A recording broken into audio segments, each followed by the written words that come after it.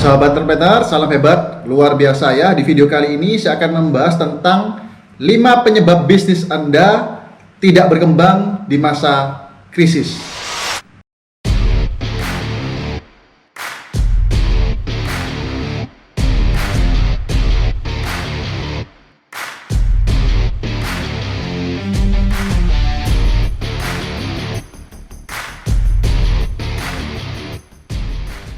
Oke teman-teman ya, bagi Anda yang sudah masuk ke dalam video kali ini dan Anda belum subscribe, silakan subscribe dulu ya.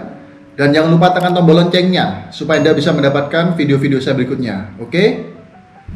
Thank you. Oke, kita akan membahas topik tentang bis lagi ya pada video kali ini. Utamanya penyebab bis Anda tidak berkembang saat krisis. Seperti yang kita tahu ya, semua pebisnis, para pengusaha pasti mengalami tantangan khususnya di saat krisis ya, atau di tengah pandemi seperti saat ini teman-teman. Ya, bagi Anda yang sedang memulai bisnis ya, sedang mengembangkan usaha yang terdampak dengan adanya krisis ini, pasti Anda semua mengalaminya ya. Silakan tulis di kolom komen. Nah, kurang lebih semenjak video ini dibuat, saya sebagai seorang pengusaha, sebagai seorang pebisnis yang mengembangkan tim reseller gitu ya, saya melihat ada 5 penyebab bis Anda tidak berkembang di masa krisis. Utamanya saya melihat dari para tim reseller saya ya, ada yang berkembang pesat, tetapi ada sebagian daripada mereka dan kebanyakan daripada mereka itu tidak berkembang. Nah, apa saja penyebabnya? Ya, semoga kalau kita bisa memperbaiki penyebab ini, niscaya bis Anda pasti akan berkembang meskipun di tengah krisis. Yang pertama, terjebak dengan kebiasaan lama. Nah, sebelum adanya krisis tentunya Anda pasti punya kebiasaan ya. Dan ketika ada krisis, ini ada sebuah kondisi yang berubah secara drastis, bahkan 180 derajat. Nah, kalau Anda tetap mempertahankan kebiasaan lama Anda dalam mengembangkan bisnis Anda sebelum adanya krisis, dan kebiasaan itu terus diterapkan ya saat kondisi pandemi atau krisis seperti saat ini, pasti Anda akan mengalami kendala. Di mana ya, kondisinya pasti sudah berbeda ya, tentunya cara yang dilakukan pun juga harus berbeda. Nah, supaya kita bisa menghasilkan sesuatu yang berbeda ya, di kondisi yang berbeda, tentunya Anda harus merubah kebiasaan Anda. Ya, kalau dulu misalnya ya, sebelum krisis kita masih enjoy dengan kondisi offline gitu ya. Kalau Anda sedang di bidang penjualan ya, Anda memasarkan produk Anda dalam bisnis Anda bisa melakukan promosinya secara offline ya, mungkin keliling kota ya. Anda bisa memasarkan ya dari mulut ke mulut secara offline, tetapi kebiasaan tersebut hari ini sudah kurang relevan.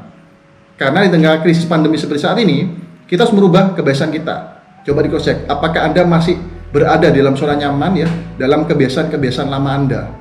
Yuk move on, cepat rubah ya kebiasaan yang lama Anda menjadi kebiasaan yang baru. Karena niscaya kalau kita ingin dapat hasil yang berbeda di kondisi krisis ya, Anda harus merubah kebiasaan Anda.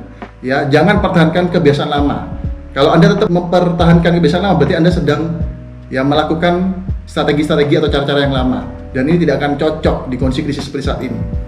Ya, yang kedua, terlambat merekrut tim yang bagus. Ya, karena di kondisi krisis Anda nggak boleh tinggal diam. Anda harus segera ya merekrut orang-orang yang relevan, ya, orang-orang yang terbaik, orang-orang yang bagus, sehingga bisa membawa Anda dan bisnis Anda keluar dari kondisi krisis seperti ini. Contoh, apa yang saya lakukan? Misal ya, di tengah krisis pandemi seperti saat ini, kita dituntut untuk bekerja secara online.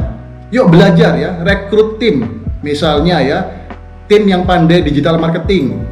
Atau Anda butuh orang yang bisa membackup Anda secara online, misalnya editor video ya, atau Anda cari orang yang paham tentang konten kreator, atau orang yang paham dalam hal desain grafis yang membantu perkembangan bisnis Anda secara online.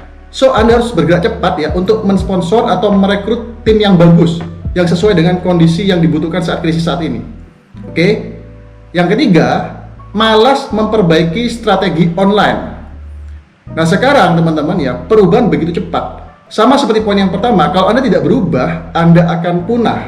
Anda akan ketinggalan zaman. Ya, cara secara online pun juga cepat berubah.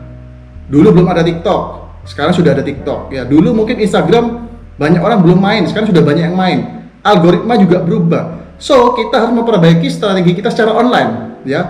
Anda belajar tentang Instagram Ads mungkin, Facebook Ads ya, atau Anda membangun konten, membangun personal branding, intinya whatever ya, Anda harus terus memperbaiki strategi online Anda. Gimana caranya? Anda harus belajar terus, upgrade, untuk selalu memperbaiki strategi Anda secara online. Ya, kalau Anda tetap mempertahankan strategi yang lama, saya yakin bisnis Anda pasti tidak akan berkembang, bahkan cenderungnya akan menurun, teman-teman. Ya, dan yang keempat, tidak memperhatikan daya beli konsumen. Nah, seperti yang kita tahu bahwa di dalam kondisi pandemi seperti saat ini ya, kebutuhan orang tetap akan berjalan ya, tetapi daya beli mereka akan menurun ya. Bagaimana kita sebagai seorang pengusaha, apalagi yang menjual produk gitu ya, atau jasa sekalipun, cobalah ya membuat sebuah promo-promo yang lebih ekonomis, promo-promo yang menarik ya, secara daya beli mereka bisa mampu membelinya. Kalau sebelumnya mungkin Anda menjual dengan program paket yang besar, coba deh dipikirkan sebuah promo yang menarik ya, dibuat dalam bentuk paket-paket yang lebih kecil, yang lebih ekonomis, supaya lebih banyak orang masih bisa ya, dengan kekuatan daya beli mereka bisa membeli produk yang Anda tawarkan atau jasa yang Anda tawarkan. Ya, switch, harus segera beradaptasi, teman-teman. Ya. Dan yang kelima adalah melupakan training service excellent. Maksudnya apa? Bukan cuma sekedar kita pandai menjual, tetapi kita harus belajar bagaimana service secara excellent ya. Kalau cuma service saja itu biasa, teman-teman. Kenapa? Kita di sini berlomba bukan cuma menjual, tapi bagaimana melayani ya para konsumen kita, customer kita, pelanggan kita dengan lebih baik, secara excellent. Kenapa? Kita juga berkompetisi ya dari hal service. Ya, yang jual banyak ya, produk banyak pilihan, tetapi kenapa mereka tetap bertahan dengan produk Anda, tetap setia dan loyal dengan produk Anda? Tidak bukan karena service Anda yang excellent. So, Anda harus belajar ya training untuk memiliki tim ya, atau tim bisnis Anda supaya bisa melakukan service secara excellent. Ya, 5 poin ini ya, ini perlu Anda perhatikan karena ini ada 5 penyebab bisnis Anda tidak berkembang di tengah krisis. Silakan tulis di kolom komen ya, kira-kira penyebab mana yang paling besar yang Anda alami atau Anda lakukan ya dalam bisnis Anda sehingga bisnis Anda tidak berkembang. So, kalau Anda bisa memperbaiki 5 penyebab ini ya, Anda pasti akan mengalami perkembangan yang luar biasa. Karena saya juga banyak melihat ya, tim saya, banyak juga pengusaha-pengusaha di sana ya, meskipun di tengah krisis atau di tengah pandemi, mereka bisnisnya tetap berkembang, bahkan sangat pesat. Oke, sekian video kali ini. Kalau Anda mendapatkan manfaat ya, silakan like, berikan komentar yang positif, dan jangan lupa ya share video ini ke lebih banyak teman Anda supaya membantu mereka, khususnya seorang pengusaha, untuk bisa terus berkembang dan mengembangkan bisnisnya di tengah krisis. Sampai jumpa di video berikutnya, dan selalu salam hebat luar biasa.